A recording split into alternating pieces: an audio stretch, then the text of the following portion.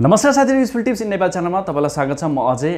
के तपाईहरु नेपाल टेलिकमको सिम प्रयोग गर्नुहुन्छ एनटीसी? यदि तपाई सिम प्रयोग गर्नुहुन्छ भनेदेखि तपाईले अब नेपाल टेलिकमको एप्लिकेसनलाई प्रयोग गरेर 5 दिनसम्मको तपाईले data usage, voice usage, subscription गरेको प्लान युसेज हेर्न सक्नुहुनेछ। अब आउँदा दिनहरुमा 5 दिन नभएर 1 महिना 1 वर्षसम्म पनि गराउन सक्छ नेपाल टेलिकमले। हालाकि एनसेलले दिइराको छ 1 वर्षसम्मको डिटेल्सहरु, तर नेपाल टेलिकममा चाहिँ मात्र 5 दिनको छ। कहिलेकाहीँ हुन्छ नि हामीले कुनै नम्बरमा हिजो अथवा अस्ति 1-2 दिन अघि फोन गरेको नम्बरहरु हाम्रो कल डिटेल्सबाट डिलिट भयो भनेदेखि कसलाई फोन गरेथ्यौं अथवा कोबाट फोन आथ्यो भनेर हामीलाई कन्फ्युजन हुन्छ। त्यो कुराको जानकारी तपाईले लिन चाहनुहुन्छ भनेदेखि अब यो सेवालाई प्रयोग गर्न सक्नुहुनेछ। नेपाल टेलिकमको एप्लिकेसन आजै इन्स्टल गर्नुस्। 5 दिनसम्म बितेको तपाईको कल रेकर्ड, त्यसैगरी एसएमएस रेकर्ड र त्यसैगरी आफ्नो डाटा युसेजहरुलाई हेर्नुहोस्। लगइन भएर के कसरी हेर्ने त आउनुस् अगाडि सिकौं। सबैभन्दा पहिला तपाई आफ्नो मोबाइलमा एनटीसी एप्लिकेसन इन्स्टल गर्नुस् र त्यसमा लगइन हुनुस्। जस्तो मैले इन्स्टल गरेर लगइन भइसकेको छु। मैले जस्ट एनटीसी एप्लिकेसनलाई ओपन गरे। अब एनटीसी एप्लिकेसनमा लगइन भएर खोलिसकेपछि तपाईले यहाँनिर एउटा युसेज हिस्टोरी भन्ने देख्न सक्नुहुन्छ। यसमा क्लिक गर्नुस्। यसमा क्लिक गरिसकेपछि तपाईले यहाँनिर हिस्टोरी चेक गर्ने भनेको भोइसको, एसएमएसको, डाटाको र प्याकेजको। अहिलेसम्म मेरो कहाँबाट फोन आयो, कहाँ मैले फोन गरे त्यो कुराहरु चेक गर्नको लागि भोइस, कुन एसएमएस आयो र मैले कुन एसएमएस गरे, कुन नम्बरमा त्यसको लागि एसएमएस, र त्यसैगरी डाटामा मैले कुन बेलामा कति डाटा युज गरे त्यो कुरा। प्याकेजमा चाहिँ तपाईले 30 दिनसम्मको कुन प्याकेज किन्नु भयो, कुन प्याकेज युज गर्नु भयो भन्ने कुराहरु प्याकेजमा गएर हेर्न सक्नुहुनेछ। डाटा, एसएमएस र भोइसको चाहिँ तपाईले 5 दिनसम्मको चेक गर्न सक्नुहुन्छ, तर प्याकेजको चाहिँ 30 दिनसम्म। अभियसली प्याकेज मन्थली किने भनेदेखि त 30 दिन त दिनै पर्यो हैन। अब हामी जस्तो भोइस चेक गर्न खोज्यौं, भोइसमा क्लिक गर्यौं।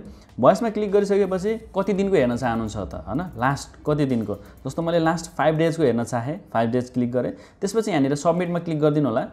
सबमिटमा क्लिक गर्ने बित्तिकै तपाईको नम्बरमा एउटा ओटीपी आउँछ। ओटीपी लाई यहाँ राख्दिनु होला। आफ्नो ओटीपी लाई यहाँ राखिसकेपछि भ्यालिडेट ओटीपी मा क्लिक गर्दिनु होला। त्यसपछि तपाईले देख्न सक्नुहुन्छ तपाईको अगाडि नम्बरहरु आइसक्यो। अब कुन नम्बरबाट फोन आयो तपाईलाई, कति मिनेट कुरा भयो हैन। फर्स्टमा देख्न सक्नुहुन्छ अपोजिट नम्बर हैन, मतलब तपाईलाई कल आएको नम्बर अथवा तपाईले गरेको नम्बर त्यो नम्बर हो। यो एरोले चाहिँ देखाउँछ है। जस्तो यो यस्तो तलतिर झरेको एरो छ भनेदेखि कल आएको, र यो हरियोमा माथितिर फर्केको छ भनेदेखि कल गरेको है। अब कुन कल आयो, कति बेला आयो, यहाँ टाइमिङ देख्न सक्नुहुन्छ। र त्यसपछि ड्युरेसन कति मिनेट कति घण्टासम्म हामी कुरा गर्यौं र त्यसबापत हामीलाई चार्जेस कति लाग्यो, यो चाहिँ लास्टको कोलममा देख्न सक्नुहुन्छ। यो सबै नम्बरहरु तपाईको यो 5 दिनसम्मको आउनेछ, 5 दिनसम्मको है। त्यसैगरी एसएमएसमा पनि सेम तरिका छ। जस्तो 5 डेज मैले सिलेक्ट गरे, त्यसपछि मैले यहाँ सबमिटमा क्लिक गरे। सबमिटमा क्लिक गर्ने बित्तिकै तपाईको नम्बरमा एउटा ओटीपी आउँछ। त्यो ओटीपी लाई तपाईले यहाँनिर टाइप गरिदिनुस्। आफ्नो नम्बरमा आएको ओटीपी लाई टाइप गरिसकेपछि भ्यालिडेट ओटीपी मा क्लिक गरिदिनुस्। त्यसपछि तपाईले यहाँ देख्न सक्नुहुन्छ नो रेकर्ड फाउन्ड, मतलब 5 दिनको अन्तरालमा मैले न कसैलाई एसएमएस गरे, न कसैबाट एसएमएस आयो। मतलब एसएमएस को रेकर्ड चाहिँ नम्बरबाट आएकोहरु रेकर्ड मात्र तपाईलाई यहाँ देखाउँछ। नर्मली तपाईलाई जुन एनटीसी ले पठाएको हैन, कहीं बैंकहरुबाट आएको त्यो सबहरु चाहिँ हुँदैन।